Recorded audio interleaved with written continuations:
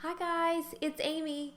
I had a couple of questions from my first journey video that I posted for you guys that I wanted to answer for you and then also update you a little bit on my second journey.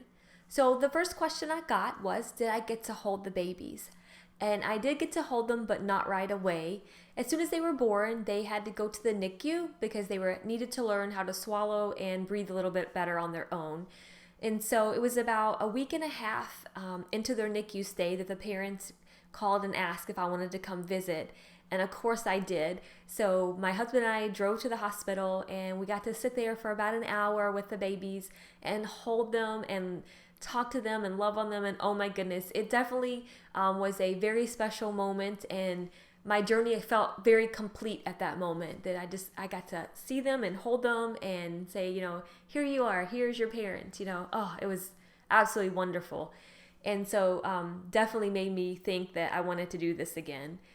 We also got to see them right before they went back home to Atlanta. They were at the hotel with their parents, and we got to go and sit. My whole family, kids and everybody, got to go sit and love on the babies for a couple of hours, which was absolutely wonderful for my kids too, to be able to complete the journey for them. And so also we got to see the babies last summer. We were driving to Florida for a wedding, and we stopped off in Atlanta to see them.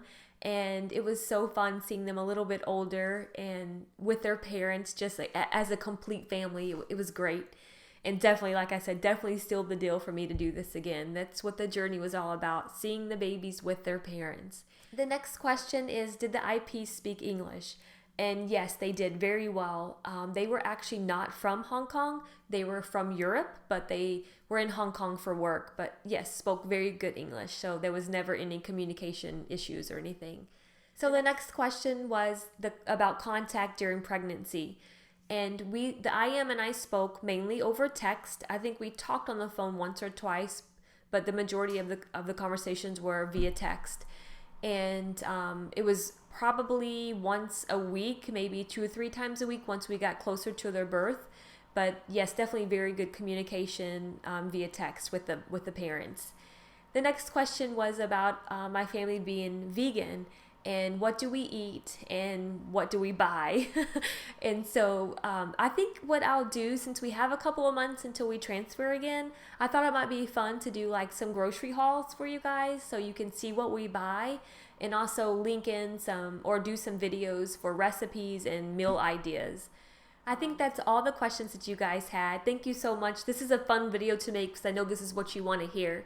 If I accidentally missed one, repost it and I'll do another Q&A soon. So as far as the second journey update, my intended parents spoke with their doctor at CCRM on Tuesday, and everything is looking okay for our next transfer, which is going to be probably around 4 or 5 months out. Because the intended parents have to search for the perfect egg donor, and right now the bank at CCRM is really low, and so they're looking at egg donors with conceivabilities. It's just going to take an extra few weeks because those egg donors have to go through a medical clearance first, and then sync up on medication and then go for their egg retrieval, and then I'll have to sync up on medication and then get ready for transfer. And yes, we're looking around 4 or 5 months to get to the next transfer.